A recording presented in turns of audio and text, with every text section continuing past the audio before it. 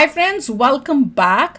भारत ने हैरान किया, चीन भी कभी नहीं भूलेगा। अरे वाह, अमेरिका को भारत से उम्मीद नहीं होगी, ऐसा होगा पीएम मोदी। चलो देखिए क्या हुआ है। तो वीडियो शुरू करते हैं। वीडियो शुरू करने से पहले अगर आप चैनल पर नए हो और आपने अभी तक सब्सक्राइब नहीं किया तो जल्दी से पहले सब्सक्राइब के बटन और बेल आइकन को क्लिक कर लो ताकि आपको हमारे सारे न्यू वीडियोस के नोटिफिकेशन मिल जाए जैसे हम अपलोड करें। अगर आपको वीडियो पसंद आता है प्लीज लाइक एंड शेयर। चलिए शुरू करते हैं। पिछले 24 घंटों में काफी सारी बड़ी डेवलपमेंट्स हुई हैं। मिडिल ईस्ट में ईरान अमेरिका वॉर के बीच चाइना ने अपना सबसे एडवांस्ड वेपन भारत के बॉर्डर के ऊपर भेज दिया है, जो इवन भारत की सैटेलाइट्स को भी मार गिरा सकता है। यूएस प्रेसिडेंट डोनाल्ड ट्रंप ने भी भारत को धन्यवाद बोला है। चाइना को इग्नोर करते हुए भारत और ताइवान ने भी एक बहुत ही बड़ा स्टेप उठाया है। और मोस्ट इंपॉर्टेंट, वियतनाम के साथ काफी सारी इंपॉर्टेंट न्यूज आ रही हैं। इसके अलावा भी काफी सारी इंपॉर्टेंट अपडेट्स हैं जो आपको मेन स्ट्रीम के न्यूज चैनल्स के ऊपर एक साथ देखने को नहीं मिलेंगी, इसलिए वीडियो को एंड तक देखिएगा। सबसे पहले बात करते हैं भारत, चाइना और ताइवान के बारे में। रेफरेंस के लिए आपकी स्क्रीन के ऊपर आर्टिकल का स्क्रीनशॉट है।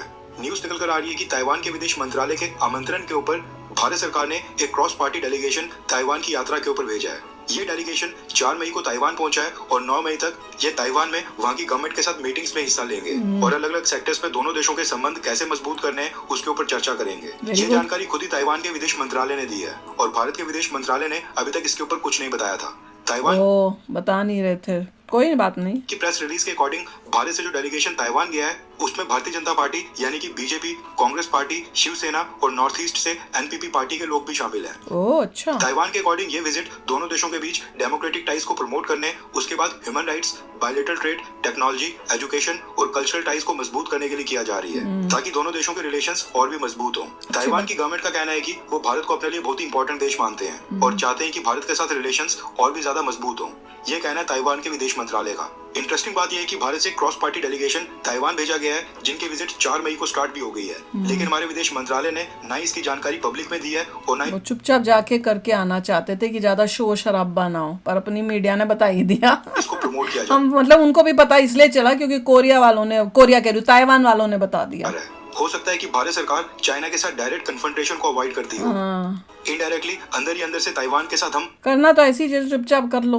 अपने संबंधों को लगातार मजबूत करने का काम कर रहे हैं, क्योंकि अगर हम ओपनली ताइवान को सपोर्ट करके चाइना को चैलेंज करेंगे तो रिलेशंस खराब हो सकते हैं। वैसे तो डर नहीं पड़ा होना चाहिए, जो करना है करना है। चाइना को देखता है कि भाई हम ये कर रहे हैं या पाकिस्तान को वो दे रहे हैं, वो उस बारे में सोचता है कि इंडिया के साथ हमारे रिलेशनशिप्स खराब हो जाएंगे। हमें भी नहीं होना चाहिए चाइना से। ताइवान के साथ भी एंगेजमेंट्स को जारी रखा जा रहा है और ताइवान की कंपनीज को इनवाइट करके भारत में बुलाया जा रहा है ताकि ये भारत में आकर इन्वेस्टमेंट करें। नेक्स्ट अपडेट आ रही है भारत और वियतनाम को लेकर। वियतनाम के प्रेसिडेंट तो लाम 3 दिन की भारत यात्रा के ऊपर आए थे और आज उनकी यात्रा कंक्लूड हो गई है एंड अगेन हमारी बात सच निकली है। कई सारे न्यूज चैनल्स ने हाइप क्रिएट की थी कि वियतनाम के प्रेसिडेंट भारत आकर ब्रह्मोस मिसाइल की डील या तो साइन कर लेंगे या फिर नेगोशिएशंस को फाइनलाइज यही सुन रहे हम तो कर लिया जाएगा, लेकिन ऐसा कुछ नहीं हुआ है। अच्छा। Digital technology, rare earth elements, pharmaceutical, tourism, culture, public audit systems, education और फाइनेंस संबंधित कई सारे इंपॉर्टेंट एग्रीमेंट साइन हुए हैं, लेकिन कोई भी डिफेंस डील दोनों देशों ने साइन नहीं की है। हमें को लगा तो हो जाएगी। एक मेजर एग्रीमेंट हुआ है यूपीआई पेमेंट सिस्टम्स को लेकर। न्यूज निकल कर आ रही है कि भारत और वियतनाम ने दोनों देशों ने QR code based payment systems को लिंक करने के लिए आपस में एक एग्रीमेंट साइन कर लिया है। अभी दोनों देशों के बीच सिर्फ एग्रीमेंट साइन हुआ है, बैक एंड इंटीग्रेशन अभी स्टार्ट होनी है। ऐसे में ट्रायल्स कंडक्ट करते करते भी कम से कम साल या फिर 2 साल लग जाएंगे। लेकिन गुड न्यूज ये है कि एक और देश यूपीआई पेमेंट सिस्टम एक्सेप्ट करने की लिस्ट में आ गया है। एक और न्यूज यार यूएसए तक ले आओ ना। ये कि भारत सरकार ने वियतनाम के प्रेसिडेंट को ऑफर दिया है कि वियतनाम की एयरफोर्स जो सुखोई फाइटर जेट्स ऑपरेट कर रही है और जो वियतनाम किलो क्लास की सबमरीन चलाता है, भारत ने कहा है कि हम इनको मेंटेन करने में, इनको अपग्रेड करने और इनकी सर्विस में मदद कर सकते हैं। वियतनाम की सेना में कई सारे फाइटर जेट्स, नेवल वॉरशिप्स और सबमरीन्स इन्होंने रशिया से परचेज की थी, लेकिन भारत की डिफेंस कंपनीज के पास रशियन ओरिजिन के वेपन प्लेटफॉर्म्स को सपोर्ट, अपग्रेड और मेंटेन करने की अच्छी खासी एक्सपर्टीज है, क्योंकि भारतीय सेना खुद भी कई दशकों से रशियन वेपन्स ऑपरेट कर रही है। इंडियन एयरफोर्स के पास बड़ी संख्या में Sukhoi Su-30 MKI fighter jets हैं और इंडियन नेवी भी किलो क्लास की सबमरीन्स को ऑपरेट करती थी। इसलिए भारत के पास इन सिस्टम्स का operational experience, repair ecosystem, spare part sourcing network और technical manpower already available है।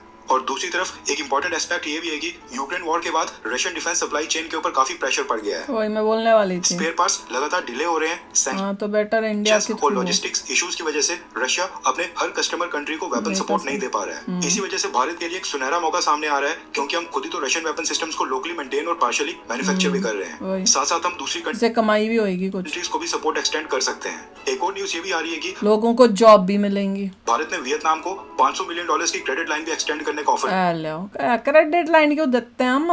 दिया है। यानी भारत वियतनाम को कह रहा है कि वियतनाम हमसे $500 मिलियन के वेपन परचेज कर सकता है या फिर अपने वेपन्स को अपग्रेड कर सकता है। और ये जो $500 मिलियन है, ये वियतनाम आराम से आने वाले सालों में भारत को धीरे धीरे किश्तों में पे कर ले। ये चलो एक तरह से भारत वियतनाम को लो इंटरेस्ट के ऊपर लोन दे रहा है, लेकिन इसकी शर्त यह है कि वियतनाम को ये $500 मिलियन भारत के साथ डिफेंस डील्स के ऊपर ही खर्च करने पड़ेंगे।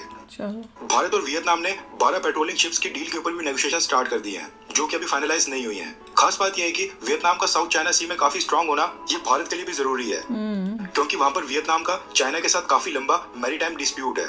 अगर वियतनाम की सेना स्ट्रांग होगी तो साउथ चाइना सी में बैलेंस ऑफ पावर मेंटेन होगी और चाइना के ऊपर भी प्रेशर बना रहेगा। इसलिए भारत चाहता है कि वियतनाम हमसे ब्रह्मोस मिसाइल परचेज करे और अपनी मिसाइल डिफेंस को स्ट्रांग करे। तो लेना। अब देखते हैं कि वियतनाम का इसके ऊपर क्या रिस्पॉन्स आता है। भारत के हाथ में था ऑफर देना, हमने वियतनाम के प्रेसिडेंट को ब्रह्मोस मिसाइल का भी ऑफर दे दिया है। नेक्स्ट अपडेट आ रही है भारत और अमेरिका को लेकर। रेफरेंस के लिए आपकी स्क्रीन के ऊपर आर्टिकल का स्क्रीनशॉट है। न्यूज निकल कर आ रही है कि अमेरिका के सिलेक्ट यूएसए इन्वेस्टमेंट समिट में भारत सबसे बड़ा इन्वेस्टर बनकर उभर गया है, जिसके लिए यूएस गवर्नमेंट, यूएस एम्बेसी और यूएस एम्बेसडर सर्गियो गौर सबके सब भारत को धन्यवाद बोल रहे हैं। नहीं समझा क्या है ये? और भारत का गुणगान कर रहे हैं। दरअसल सिलेक्ट यूएसए समिट एक अमेरिका का सबसे बड़ा एनुअल इंटरनेशनल बिजनेस इवेंट होता है, जो यूएस डिपार्टमेंट ऑफ कॉमर्स खुद ही ऑर्गेनाइज करता है। इसका मेन पर्पस होता है फॉरेन कंपनीज और फॉरेन इन्वेस्टर्स को अमेरिका में इन्वेस्टमेंट करने के लिए अट्रैक्ट करना। और यहाँ पर दुनिया भर की companies, CEOs, government officials, startups और इन्वेस्टर्स को इनवाइट किया जाता है और उन्हें बताया जाता है कि अमेरिका की किस स्टेट में कौन सी इंडस्ट्री में इन्वेस्टमेंट अपॉर्चुनिटीज अवेलेबल है, जिसमें अमेरिका की सरकार भी मदद करने के लिए रेडी है। न्यूज निकल कर आ रही है कि इस साल के सिलेक्ट यूएसए इन्वेस्टमेंट समिट में सबसे ज्यादा इन्वेस्टमेंट करने वाला देश भारत बन गया है। अरे वाह। और भारत की कंपनीज ने सबसे ज्यादा इन्वेस्टमेंट प्रपोजल अमेरिका के साथ साइन कर लिए हैं। वो जो एंटी बैठा हुआ है, दिन रात वीडियो करता है यूएसए ट्रम्प की, उससे पूछो ये न्यूज क्यों नहीं कवर करता अपने आपको जियो पॉलिटिकल एक्सपर्ट जो बन के बैठा हुआ है। Zero political expert. हाँ, उसको तो अपना ही रोना नहीं खत्म होता। उस बेचारे को इतनी तकलीफ हो रही है कि मैं यूएसए क्यों नहीं आ पाया। जियो पॉलिटिकल नहीं है, जीरो पॉलिटिकल है। भारत की कंपनीज ने $20.5 बिलियन यानी कि $20 बिलियन अभी तक इन्वेस्टमेंट करने की डील अनाउंस कर दी है। और खास बात यह है कि $20 बिलियन में से $19 बिलियन तो अकेले भारत के फार्मा कंपनीज ने डील साइन की है। गुड। न्यूज आ रही है कि Biocon group, Cipla, doctor Reddy's, Glenmark, Jubilant, Lupin, Piramal, Zydus, ये सब जो भारत की मेजर फार्मा कंपनीज हैं, ये यूएस मार्केट के अंदर एंटर होने जा रही हैं। भारत की फार्मा कंपनीज अब अमेरिका में फैक्ट्री लगाएंगी, रिसर्च सेंटर खोलेंगी और वहां पर मैन्युफैक्चरिंग को बढ़ाएंगी। वही ना, क्योंकि ट्रम्प ने भी कहा है ना कि हमारे यहाँ बनाओगे तो तुमको बड़े इंसेंटिव्स मिलेंगे, अगर बाहर बनाओगे तो फिर तुम्हें टैरिफ्स मिलेंगे। तो उन्होंने देखा, उन्होंने कहा ठीक है यहाँ बनाएंगे, जब हमें हेल्प हो रही है, सब हो रहा है, मेरी तो बहुत अच्छी बात है। बाकी जो $1.5 बिलियन भारत की कंपनीज अमेरिका में इन्वेस्ट करेंगी, ये मैन्युफैक्चरिंग, टेक्नोलॉजी, एनर्जी और रिसर्च में जाएंगे।